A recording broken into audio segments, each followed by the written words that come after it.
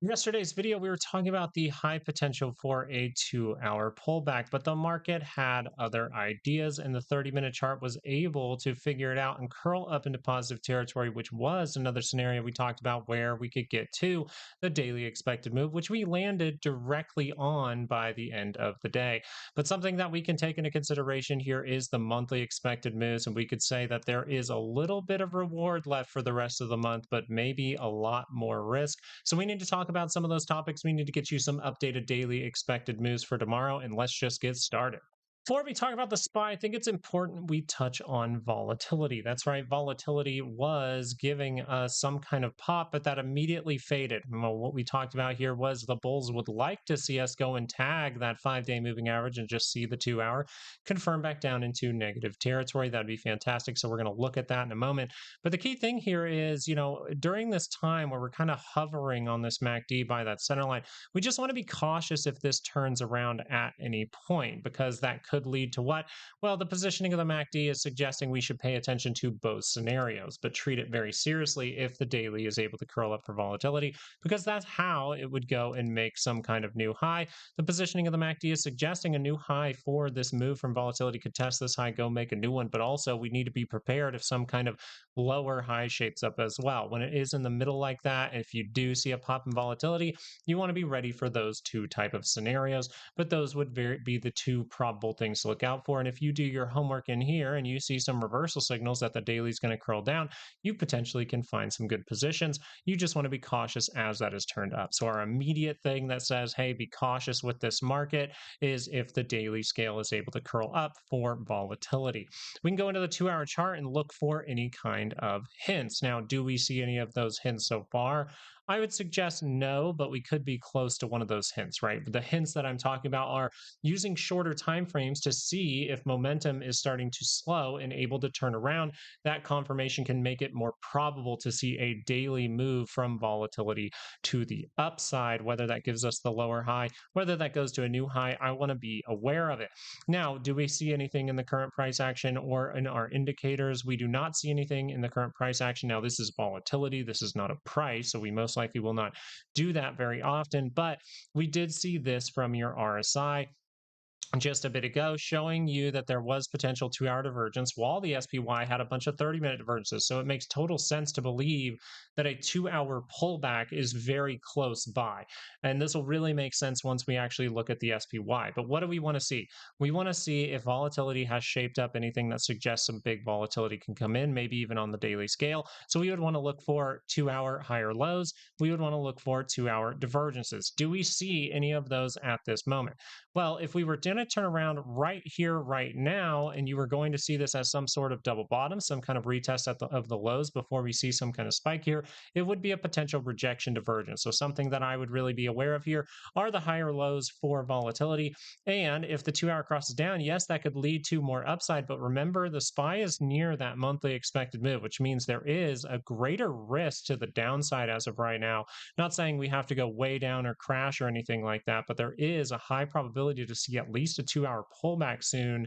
And something that can hint you that that is coming is if you see a 2 hour divergence down at these levels. I would like to see that on the MACD and RSI at the same time. This would get you closer to going into a positive trend for volatility, which would cause you on the SPY to potentially pull back, right, for a period of time, maybe even down to the weekly expected move.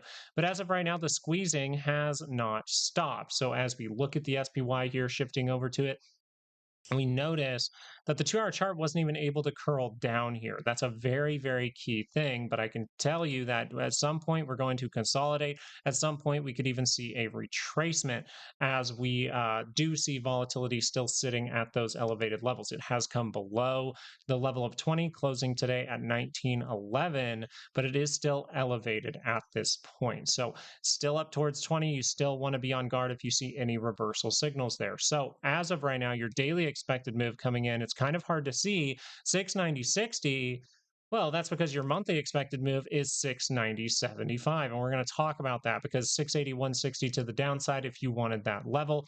But something that we need to consider here is the monthly expected moves. So this is calculated by me using the options data. This is what the options data has priced in for the entire month of April. And guess what? We're halfway, almost halfway through the month, and you're definitely within range to say that the risk of some kind of pullback, the risk of some kind of trap would be elevated at these levels. We did the same type of thing down at these levels down in here. Everyone's saying, hey, we have to keep crashing. Guess what? We still had another week and a half left in the month. We set up a reversal signal and we got a big boom. This is just in the opposite direction, right? We're heading to the upside very rapidly. The market overall did price this in so far. So all this squeezing that you're seeing in April, if you're thinking, oh, everyone's taken off guard by this, the monthly expected moves, the lines in yellow would disagree with you. But when you get to these levels, we talk about them as decision making areas. That means as of right now, you're within range to say you are definitely in that decision making area where you have to say, hey, am I going to hold all of this and risk everything? Am I going to, sell everything and take profit because it was a great trade? Or am I going to sell a lot of it to make money off of it and then leave some runners in case there's further squeezing and I'm going to see something crazy? Those are kind of the three things that I always think about when we get to a monthly expected move. So a 2-hour pullback most likely is coming. Will it be consolidation? Will it be a retracement? Obviously, I do not know the future, but those are the two things that I am prepared for now that we are up towards the monthly expected move upside. This means that pretty much, if you want to put it into perspective here, if you were just saying the monthly expected move, you have this amount of room to the upside, 0.71%, if you will. The risk for more downside, and that is risk, right? It's not saying, hey, there's going to be this amount of downside. It's risk of downside. The risk of the downside by the end of the month would be towards an 11% drop. That could be pretty mean, so we want to consider that. If we look at the 30-minute chart here, we can see that the daily expected moves are really shrunk up. So as we get to the monthly expected move, as implied volatility starts to shrink, right? We saw volatility dropping off, so it makes sense that implied volatility is sinking in. We're seeing tighter ranges on the daily scale and weekly scale. It makes total sense. But that tells us that now the market would be susceptible to a time where we don't remain in these daily expected moves, but we get a little bit of a surprise. Or if we're going to squeeze, because this is a great confirmation here, we can squeeze through these type of levels, and then maybe we revisit them and still get that 2-hour pullback. So as of right now, you have wiped out a lot of these divergences in here. So this means that you can continue this move for a bit of time. But if we see 30-minute divergences outside of the monthly expected move, they're taken with less of a grain of salt, right? We see them not outside of those monthly expected moves. We got to take them with a grain of salt. We got to be prepared if that 30-minute crosses up, because that's how we head to a daily expected move or even the topside weekly. But if we start to see them outside of these levels, you have to be cautious because of what we discussed at the beginning. If you see a 30-minute divergence outside of a monthly expected move, then you're very likely to see a 2-hour consolidation or 2-hour retracements, which means that we could see a 2-hour retracement down to these levels where we would want to re-grab some liquidity within that gap. So I hope that everything we talked about in this portion for the SPY was helpful to you. And now we're going to show you the Qs because they are at these levels as well. One more thing I wanted to remind you about, and see, you can see it from your chart here, the monthly expected moves, right? Not able to hold, right? Because that is the best form of monthly resistance. If you want the best support and resistance every single week, every single month, and most of the time it's every single day, then you got to be using these moves. Now, I calculate them and I put them out on Patreon every single week for the weekly expected moves. I put them out on Patreon for the monthly expected moves. But here on this channel, I give away the SPY and the Qs and even some moves for the IWM completely for free. So I hope you consider subscribing because they are very useful. You are very likely to start to see fading, to start to see consolidation. Moves like this make total sense. You see them that come outside of that yellow line, it comes back with within it. That's very interesting. Another thing we have to note here about the daily is, for whatever reason, the 2 hour is not leaning towards this, but I feel it's important to say if we ever see the daily confirm back down here, that would be into negative territory as of right now. We have to see if it continues to hold price, which the 2 hour is suggesting that that is not highly probable. So the Qs are even closer to their upside monthly expected move. So what does that mean for the Qs? Well, if we just do this really quickly, we can see that to the upside here, well, we potentially have 0.3% to where you could say the options data is saying for upside, and they calculated in a bunch of upside. We had big moves, right? But if you said, hey, a risk of a drop, you have to consider the fact that once you get to these levels, you have the risk of 13% drop from here. Now, that's not to say that this has to happen or anything like that. It's just that's how you would visualize it. That's how you make sense of these moves. And this is how you make sense in your head about making a decision around them. We already talked about some of those decisions over on the part about the SPY. If you want to go over those again, we will go over them again later on this week. So the 2 hour chart here, yes, we are squeezing. We have wiped out a lot of divergences, but it still tells me if I wasn't in those positions at a good time and I'm missing out, do I want to be, if I'm not a day trader, by the way, this is kind of more considering how I like to trade 2 week to 8 week options and things like that. This would be a very bad time for me to start a position because I don't really have much room to that yellow line, right? That monthly expected move. And that's where we're likely to get a pullback. So we discussed, even if we're squeezing here and we squeeze all the way through, we do something huge, I'm still going to be nice and patient, wait for that 2 hour pullback, and then maybe be able to hop in somewhere over here. If that's going to happen this week, maybe we dink up to this level, we curl down, maybe I'll get in over here. But the big thing is, where is the next opportunity? The next opportunity for me personally, I know that we all maybe trade differently, we all view money differently, we've talked about that, but the next opportunity for me is when this MACD is down by the center line, not when it is up in the sky here for the MACD, and not when it is certainly very overbought for this RSI. So all I'm discussing here is starting a position here is difficult, and that's just me talking about my personal trading. Now, do we have a chance? Is there anything showing here that suggests that the 2 hour is going to get that pullback? Well, we saw those 30-minute divergences, but they weren't at the monthly expected move. So could we set a trap this week? Indeed, we can. We can see that we were able to confirm to the upside on the RSI with some price action. Maybe some day traders were like, I will take that to the daily expected move, and that's pretty much where we went to for today for the Q, so very nice. But we have wiped out those divergence points, so it's very likely that we will have to remake those, which means that the positivity can continue here. But remember, at volatility at the beginning of this video, we still want to react if we see some kind of signal from volatility that suggests a bigger 2 hour pullback is coming. I wanted to mention that again.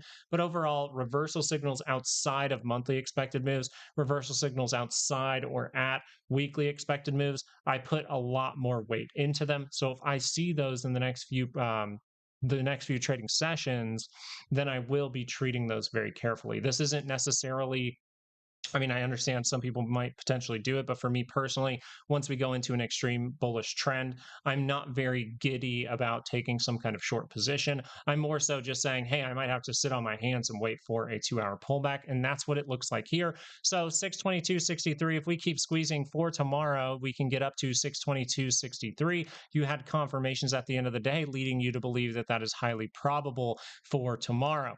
We do see 612.15 to the downside. Once again, these ranges have gotten way smaller. So now the market is a little bit susceptible to some kind of trap, some kind of surprise. Which direction will that go? We'll have to figure it out. But your monthly expected move is suggesting to look out for a 2 hour pullback in the next few weeks. IWM, I want to get you those daily expected moves, 267.74 to the upside, 262.40 to the downside here. We see once again, we were able to curl up that MACD. I think IWM was definitely the play for today because you actually got confirmation from your MACD and you head up to a daily expected move. It's very nice. You have daily expected moves if you're going to squeeze. Hey, that's where you'd continue to. If you're just going to see a little 30-minute pullback, maybe we come down to these type of areas and then we curl back to the upside. But as of right now, IWM, I'll check it out and give you the monthly expected move here. IWM has just 3 points away from hitting its monthly expected move. Monthly expected move sitting at about 268.70 to the upside, which would pretty much be just a few points higher. So this means that the risk of downside could be all the way to 227 for the end of the month. And that is a pretty sizable drop. Now, That's not high probability. The highest probable thing here is, well, one, we have wiped out the divergences on the RSI. We'll see if there's some kind of trap in here, right? We're still holding that point for the MACD. I think it should be treated very carefully. But if we squeeze through these type of levels, we get outside of that monthly expected move, then you see those reversal signals. You see a lower high, you see a divergence. That's where you would really start to put a lot more weight into, hey, we're going to see a 2 hour pullback. Now, the 2 hour chart is extremely positive. The interesting thing about the 2 hour chart for IWM is it is the one indice that shows somewhat of divergence on the MACD and some kind of divergence as of right now on the RSI. This would say that the daily can rotate down and you can see something awful, but I don't think that this is that significant, right? The significance of divergence is this. I want to explain this because I did have some people ask some questions. So if I see a divergence up at these type of levels, I can say, hey, how close is it to the center line? Is this something that I want to risk X amount of money or X times 3 amount of money? Well, if it's way up here, then I still have room for it to curl up again, right? You saw that from the 30-minute chart actually on a lot of these indices. So the significance is pretty much describing how close am I when confirming to turning down. Well, that's what divergence is doing here. If we see a divergence like this, it's a lot more meaningful because if you're crossing at these levels, you're way more likely to start a negative trend very quickly. So I just wanted to point that out. Significance of a divergence, how I like to explain that is overall, how close am I to the center line? How close to the center line did that lower high get to going into a negative trend? How close to the center line did the divergence get me to going into a negative trend? And that's how I overall like to measure significance. You can kind of measure it on your own. I have my certain ways, but I know that we are all different. So as of right now, IWM would be in a similar boat. It's saying, hey, there's risk here. We're almost outside of the monthly expected move. This is where you have to start to make decisions and you have to be overall cautious. So it looks like one of the things we talked about yesterday did end up taking place. The 30-minute was able to hold in that positive trend and confirm to the upside. And what happens? We test that high. We actually go make a new one and we headed directly to a daily expected move. So I hope that you get these levels on your charts because they actually have data behind them. These are not random points that I overall put on that I see as important. No, this is an actual calculation. This is what money did people risk, all kinds of people, and what are they expecting in the next couple of trading sessions. And now as we utilize those moves, we see we are getting to the monthly, which means risk of a 2 hour pullback, risk of some kind of trap up here is very, very high because you have a lot of room to the downside where you will need to potentially grab those buyers. Does it mean squeezing has to stop? No, this is not something that I'm looking at shorting by any means. If I see some kind of move like this to the upside, I'm still looking for the 2 hour pullback. If I'm looking for the 2 hour pullback right now, that's perfectly fine. If we completely see a blow off kind of squeeze, I'm still going to be patient and be waiting for some kind of 2 hour pullback before I re-enter into the market. I have overall decided to be out of the SPY as of right now. Thank you guys so much for watching this video. I really hope that it was helpful to you. I tried to explain a few things that we go over. I'm still a little bit getting back into the rhythm after the move, after the new setup of the office, but I'm hoping to put out a lot more fun content for you guys, do some live videos and things like that. I think it'll be a lot of fun. So if you liked today's video, if you think that this helped you out in any way, or maybe you're going to utilize some levels every single day, please join this community. Please subscribe so that you can get this information and get an edge on this overall market, understanding what things to look for around these weekly and monthly expected moves and how they can guide you through how the market wants to move over the next few sessions is a great thing. Thank you guys so much for watching. I hope you have a wonderful rest of your day and peace out.